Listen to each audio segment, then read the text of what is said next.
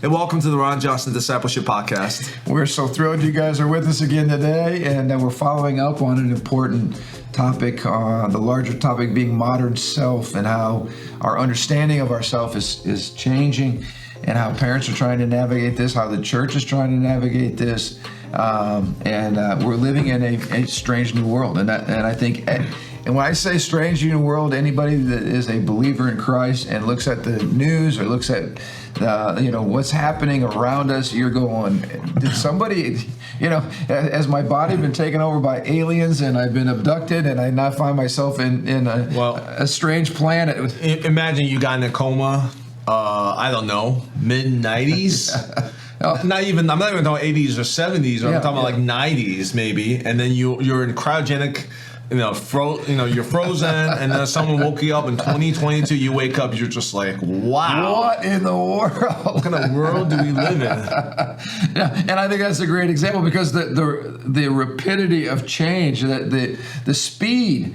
of the transformation that we have witnessed has been rapid. I mean, it's just been. But I think what we've tried to highlight in past episodes is the seedbed, the thought, even all the way back. We gave the example of, say, 2000 with gay marriage. When you looked at the argument for gay marriage, you realize this is a Pandora's box, because the seed argument literally opened the door not just to gay marriage, but to almost anything goes. And we're literally witnessing that now. I remember reading the decision written by Kennedy, I believe, Justice Kennedy. And I didn't read the whole thing, but a large part of his argument was absolutely talking about, hey, just have compassion, feel, care about them. Just it was an emotional appeal. That was my impression. I don't remember all the words. Obviously this was a couple decades ago. It was an emotional appeal. Then when I read Justice Roberts, who is no conservative in my opinion, but Justice Roberts' dissent, it was like, this is not the Constitution. Celebrate all you want, celebrate all these different things, but don't celebrate the Constitution. So that's a great divide. Yeah, and so on the theoretical or philosophical level, which we're talking about, because this is a Christian worldview kind of a program, we're talking about two terms there. One was making appeal to subjectivism, which means the individual's feelings, their personal values, etc. The other one was making an appeal to objectivism, meaning it doesn't really matter what you feel. This is the Constitution. This is the thought put into words that has been passed into law that represents external authority. So while I appreciate what you feel, we're not here to talk about what you feel. We're here to talk about whether a man can marry another man, or a woman can marry another woman, or a man can marry two women. Law, based on constitutional grounds, and not like feelings. Yeah, it should be legislated. The definition of marriage should be based on Congress and not a court of law. That's basically the argument, So right. It's certainly not based on the fact that we'll just feel what these two people are feeling and have sympathy or empathy for them. But that's the massive shift that we're kind of unpackaging. Is even last week we talked about the concept of the self, using objective versus subjective. How has our understanding of self kind of been turned upside down? Yeah, basically the best version of yourself. We use that term. You and I use that version. The best version of yourself. Traditionally it's been defined in the context of community. In the Christian worldview is absolutely defined upon our intrinsic relationship with God. Right. You cannot have. And then how many times in the Bible we talk about one another? Yeah. Love one another, serve one another, be kind to one another. Yep. So that means you can't even be a moral person or your best version of you unless you're your best version of you with me, right, and with a community of people. So the expression of ourselves is in service to God and service to other people. It's not just for my own sake. It's just not my own little vacuum. I get to be me. It doesn't matter what everyone else thinks. I get to be me. Right. That was our understanding of the best version of you, the truest version, the God-ordained version. But even that under God, it's unique in our culture today. But now the true self, the authentic self, has been morphed into this radical sense of individualism that's in a vacuum, which is, absolutely divorced from God or any type of creator or higher power, but largely divorced from community too. Yes, because now to be a good person, I need to celebrate you, even if I don't agree with you. And in fact, if I don't celebrate you, now I am viewed societally as the mean-spirited, bigot, insensitive, unkind, uncaring person for not only acknowledging your feelings and giving you a badge of courage for stating them, but for not publicly conforming and celebrating. Like I just saw, we're in Pride Month, which I hate even to say that. We're in the month of June, and June exists for the glory of God. But culturally now it's Pride Month. Everybody has to bow to the LGBTQ RSTUV community. We have to bow, so much so that I saw where there was a number of players that play for the Tampa Bay Devil Rays. I don't know if you saw that, but on their jersey for the month of June, they're supposed to have a rainbow-colored logo on their Major League Baseball jersey. Now, we could ask the question, why are corporations jumping on this radical bandwagon and basically telling everybody on the team, we don't care what you feel.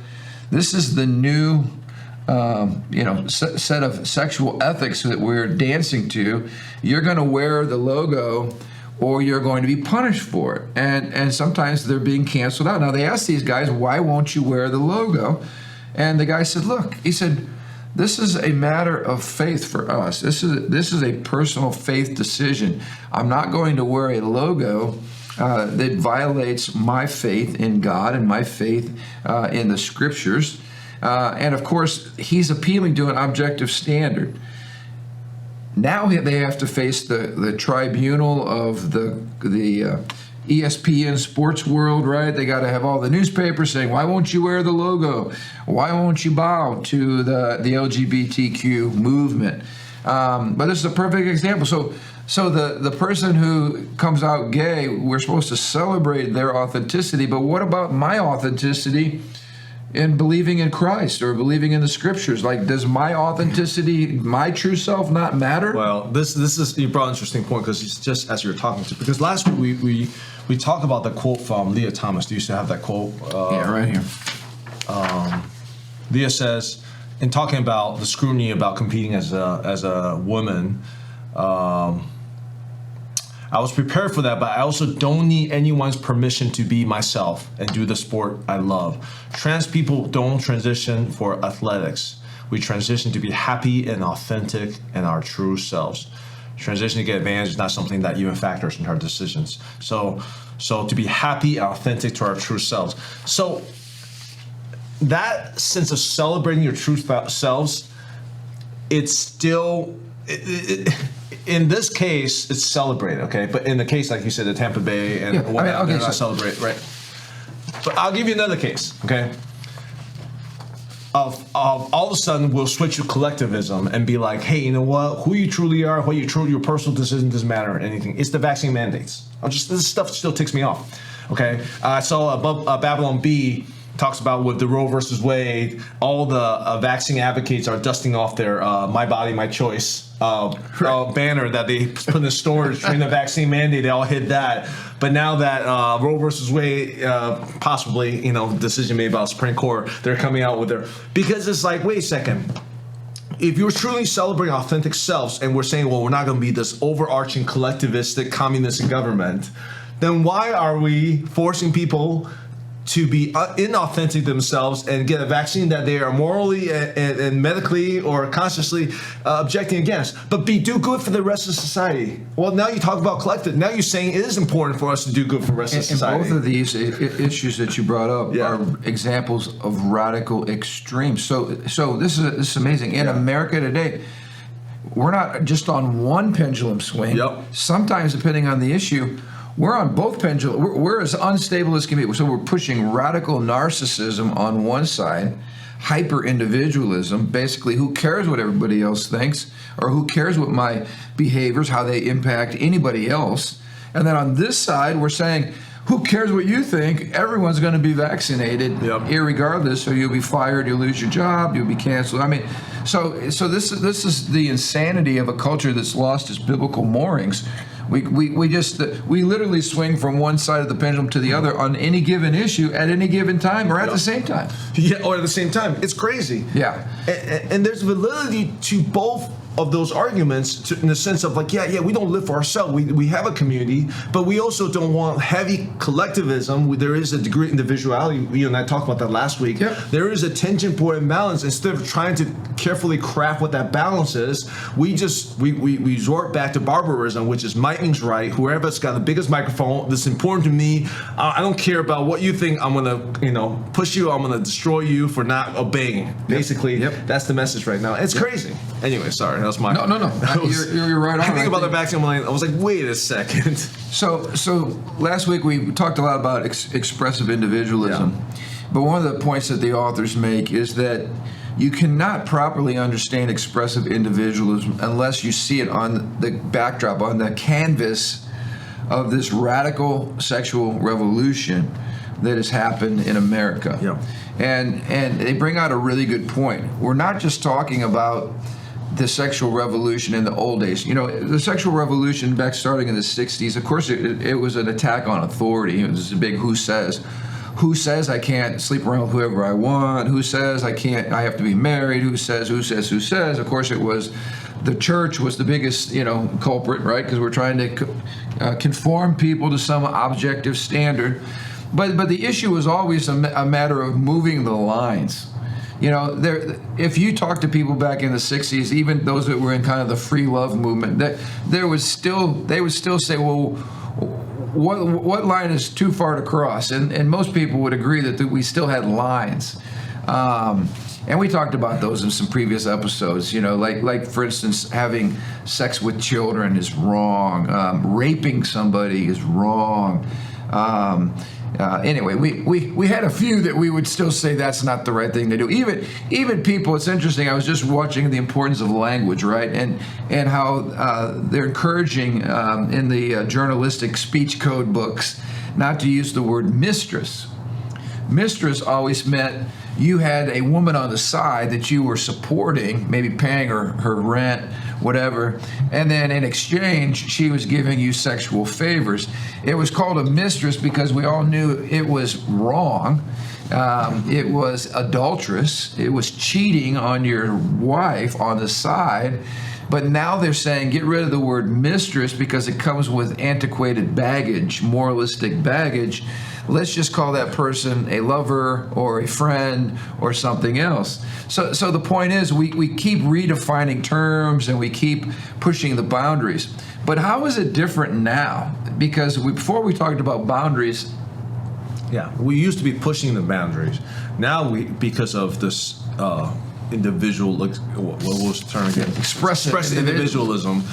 Boundaries aren't to be pushed. Boundaries are to be destroyed. Boundaries itself has become evil. Yes. It's twisting the whole ideology so that anyone to have boundaries on sexual expression is itself immoral. Boundary itself is immoral. So unlimited sexual expression is seen as the ultimate good. Yeah, and so there has to be some moral framework though to determine good and evil. And so what we have now is not the behaviors themselves. In fact, this argument works for abortion as well.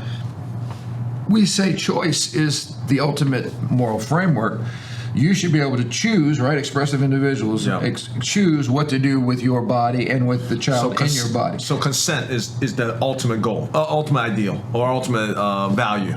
Yeah, it's up to you. Yeah. And consent is simply another word for choice, right? Yeah. It doesn't matter what you're choosing, the behavior you're choosing, in this case, taking of innocent life or of expressing yourself in all kinds of crazy sexual ways. People, as long as you're consenting adults, right? Hear that a lot. Hey, I don't care what you guys do, as long as consenting adults. So here we're in a world where we're trying to figure out what is that even? What does consenting mean? Because words have meaning and clarity matters. Yep. And so how many cases now are we in when what really comes down to is, did she consent or did he consent or did they not? And then we have to determine what does consent look like. Right. And it gets to be a courtroom legal judicial nightmare because all of these words are based on clear behaviors, and when the behaviors become very unclear, then we got problems. Yeah, is consent like yes before but no later? Is that consent? I mean, Yep. it just What if there's drugs involved, alcohol involved? Yeah, right. But the big issue here is before, for instance, if somebody was caught with a pornographic magazine, like part of the stigma was you had to go to a gas station or some place and actually asked for that magazine that was behind the counter. It was kept on a top shelf, right? So kids couldn't see it. It was in a plastic bag, so you couldn't see the cover because the cover was obscene. And you had to go there and actually had to say, "Can you get me that magazine?" And then you had to put money. In other words, you're in public and there was still a stigma to what you're doing. In other words, you should be ashamed of what you're doing. Now with Hollywood, with technology, with phones, computers, and all the fact that we've thrown all the stigmas away, now it's crazy how pornography, for instance, has become mainstream. It's not even viewed like if someone's caught on their phone watching porn, they'd be just like, "Oh, dude, what are you doing? Oh, let me see." It wouldn't even be viewed as, "Oh, you caught me." Yeah. It's almost just a normal part of being a part of our sexualized, hypersexualized society. Mm-hmm. And so when you throw out all the stigma is simply the societal values that we all share in common. So now we're saying, no. If there's any stigma, any code of behavior, you're bigoted, you're bringing your poisonous, prejudicial views, your personal views to play on my courageous and authentic self, and in that scenario, I'm going to lose every time. And again, the reason that this works right now, that's the functioning environment in our culture today, is because sexual revolutions on the heels, upon the foundation of this expressive right. individualism. Tie those together for us, because so what does viewing pornography or having gay sex or marrying my same-sex partner, what does that have to do with expressive individualism, and what's the connection between the sexual revolution and expressive individualism? And I'm not expert in this. This is based on my observation. Though expressive individualism is putting into the idea into our hearts that your true, authentic self is how you feel. And sexual desire is one of the strongest desires and feelings in people. Right? It's one of the most powerful. What we're really saying is for you to be a self, you cannot be a non-sexual self, which again is a radical idea, because we used to value and honor people who lived a celibate life. In other words, sex is not an intrinsic part of everybody's life. It's a part of married life. It's not a part of everybody's life. In fact, movies like, which I didn't see, but it's a popular example, a 40-year-old virgin. It was a comedy in our culture today because they're making fun of anybody who's 40 years old and hasn't had sex. Yeah. It doesn't matter that they weren't married, just everybody's going to have sex, because sex is like eating, drinking, oxygen, sex. Like, you cannot live. In modern psyche today, you cannot live without sex. I think I remember reading from the book Chuck Colson and Nancy Pearcey, How Now Shall We Live? Mm-hmm. It talks about counterfeit salvations.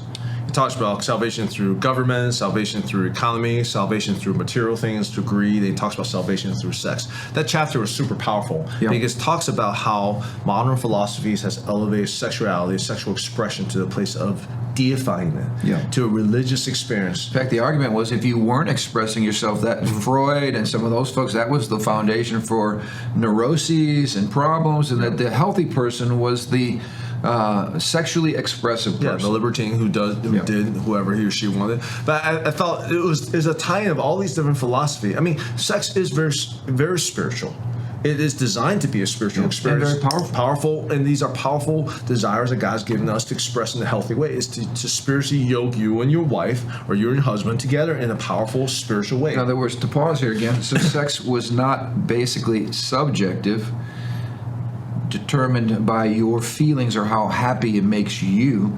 Sex was objective in that it was part of your covenant, part of what brings a husband and wife together, and part of what leads to procreation, which keeps humanity, civilization going. In other words, you have the privilege of creating a child made in the image and likeness of God. And so sex was not an end in and of itself. It was not all about me or how I feel. In fact, that's why so many marriages don't work today, is because you have sexually selfish partners who only care about themselves and their own satisfaction. Whenever sex becomes radically narcissistic, it's always destructive. But that's exactly where we are today. And so so the connection between the two is simply, I cannot be who I am without authentically expressing my sexual desires. No matter what those desires are. Even though your kids are hurt, your wife is hurt, your husband's hurt, your kids are suffering from divorce or from, whatever it is. And so now the only issue is, for instance, we talked about age. But it shouldn't surprise us that there's a strong push to say that children are sexual, that children can enjoy sexual pleasure, and that there should really be no strong age differences if the child is consenting and likes it. I mean, so now the whole idea of the Kinsey report, right? The sexualization of children, the sexual needs of children, all that was demonically inspired and driven so that perverted adults could prey on little children. There used to be very clear scriptural, not used to be, they still exist, but culturally speaking, there used to be very strong guidelines between that. In other words, you did not cross those lines. We also talked about, for instance, strong lines in marriage, like you do not have sexual relationship with someone who's not your wife. You do not have sexual relationships with someone who's not in a marriage covenant with you. And how about this? You do not have a sexual relationship with someone who's not human. So in other words, bestiality was forbidden. All of these things are up for grab now. And they're all being redefined. In fact, academics are having these kinds of, ivory tower people are having these kinds of discussions based on the new sexual ethic, which isn't. There is no sexual ethic other than expressive individualism. And so when you're asking the question, then why are we seeing like this sexual agenda pushed down our throats at every turn? So much so that we're fighting over in Florida whether or not a teacher should be introducing children to gender, non-gender binary understanding of their sexuality. Like, why are we even talking to kindergartners about sex? We scratch our head like, what is the matter with these people? And yet they see this as completely normal, healthy, logical, sound. And we're looking at this going, you guys are perverts. You're groomers. And that's really largely the debate right now. Like, why would anybody in their right mind want to talk to a kindergartner about sex when that's the last thing they should be thinking about or focusing on? Or the last thing that they are thinking about, frankly. Because that's part of the ideology. You train them early. Everyone knows that when you want to indoctrinate anybody, anything good or bad, you start early.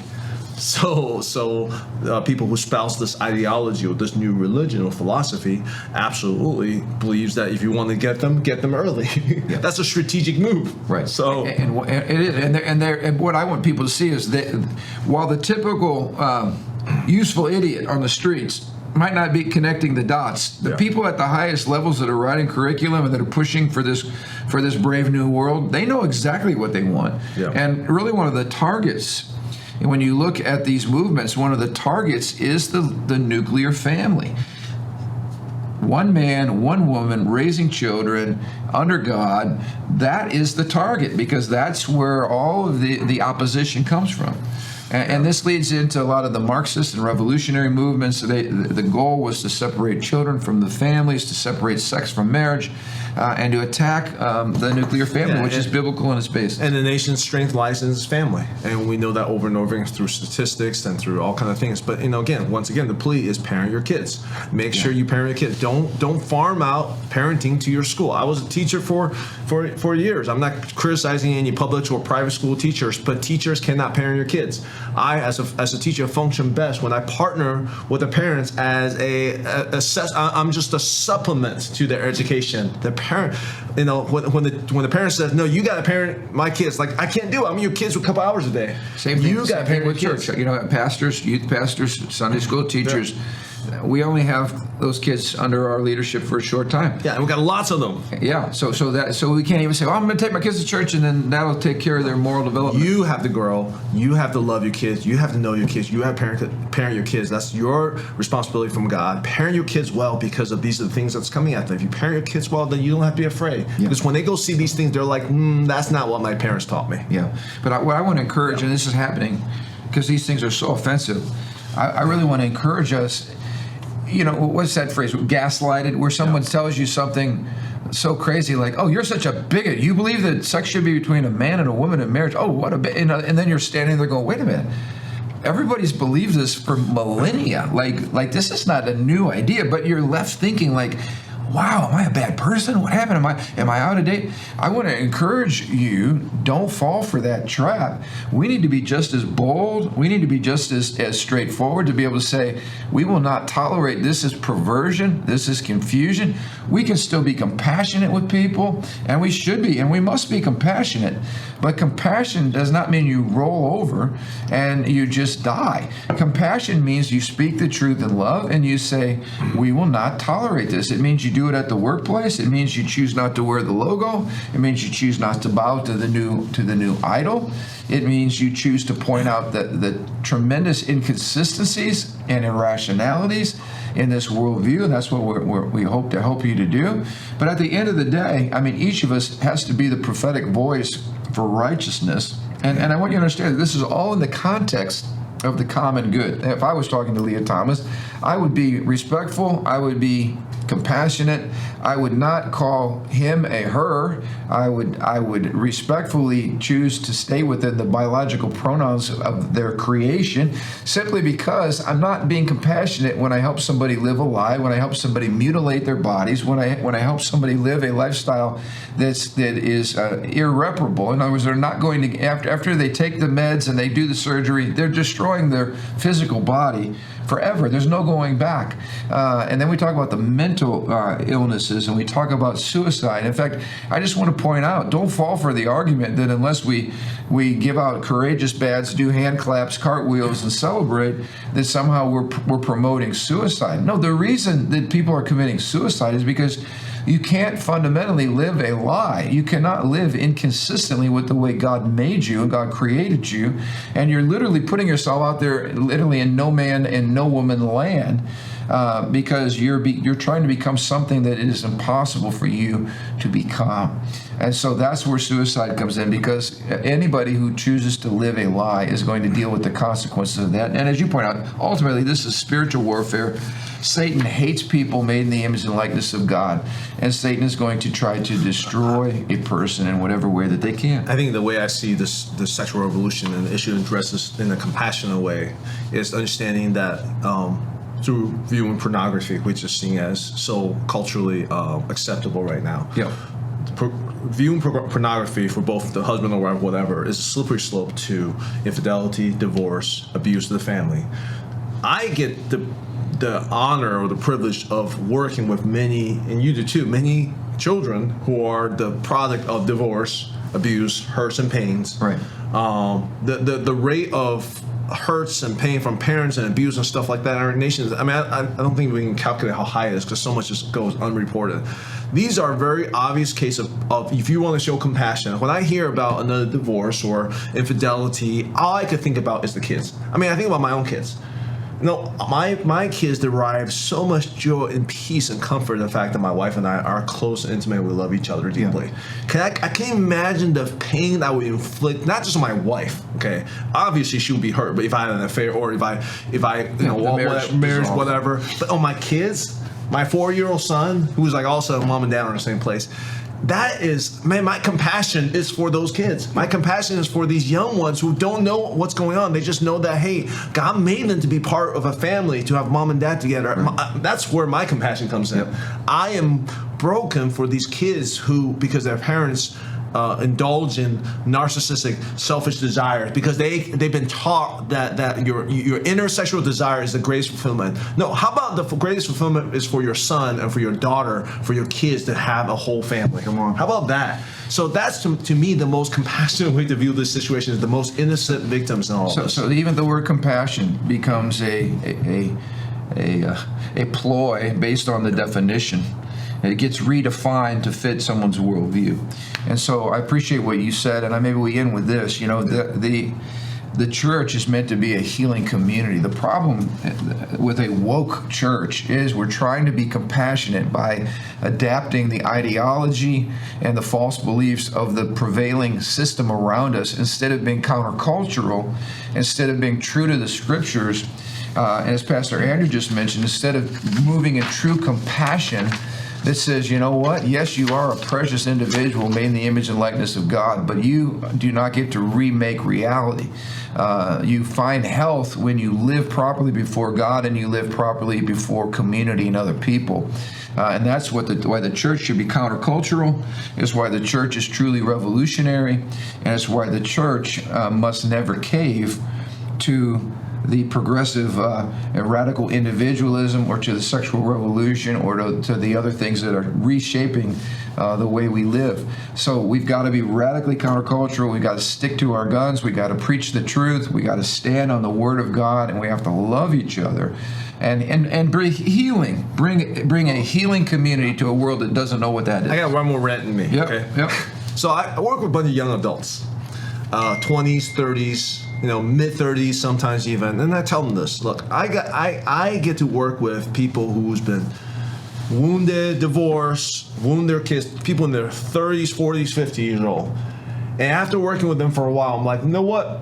I want to go work with the younger version of them, because I want to help these young adults realize that if you work on these, if you don't sleep around, you don't go out and party and trash yourself, drugs and alcohol, all these different things now, you don't have to go through what these guys go through later, which now they're repentant after, but at this point, there so many people's been wounded along the way. I want to help you when you're younger. I can't help you, but I can help these young adults. But the problem is the lure of the world is so strong for these young adults that sometimes they feel like, you know what? It's so pretty out there. All these fancy things, all these really cool things. I got access to anything I want on my phone right now. Not even just young adults, teenagers too.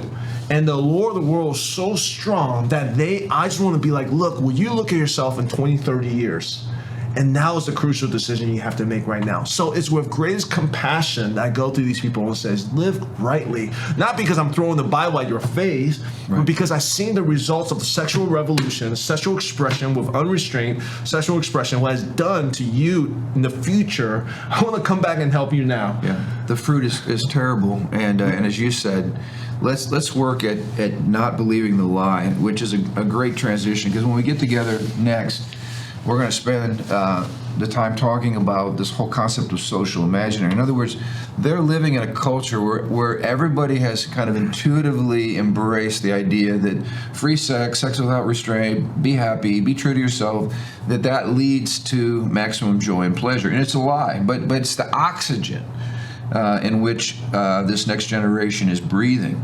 And we have to help expose that and show that it's not oxygen at all. It's really poisonous gas, and it'll kill you, and it'll leave a tremendous legacy of pain and suffering in its wake if you follow it. So we hope this is helpful to you. We've talked a lot today about how the expressive individualism is attached to the sexual revolution, and if you understand why they're together, you'll understand why people are pushing the boundaries on sexual ethics and why they're basically saying, let me be whoever I feel like being, especially sexually, because that is the real me.